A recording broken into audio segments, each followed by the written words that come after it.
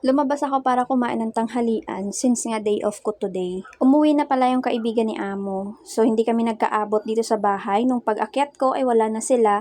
Hinatid na ni Amo doon sa airport. Pagkabukas ko ng pinto, itong si Lolo sabi sa akin kung nakita ko ba daw yung pera sa mesa.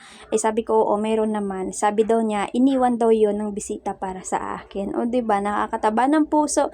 Kahit pa man na wala ka dito habang sila ay aalis, naaalala ka pa din. So yung ulam ko pala ay seafood sa lata. Charot, seafood sa lata. Putik na yan. Bumili nga ako ng pusit sa lata.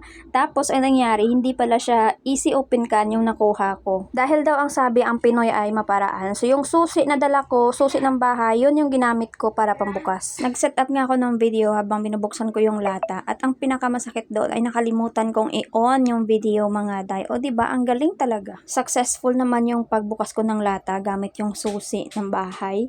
Pero ang nangyari ay sa gitna ko lang siya nabuksan kasi yun yung pinaka-soft na part ng lata. Pinasok ko na lang yung hintuturo ko doon sa loob ng lata para makuha yung laman, makuha ko yung mga puset.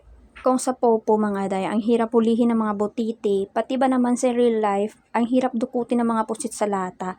O siya, hanggang dito na lang muna ang ating pag-uusap kasi nga ang ingay ng background ko at si Lola ay nagpupunas sa kusina.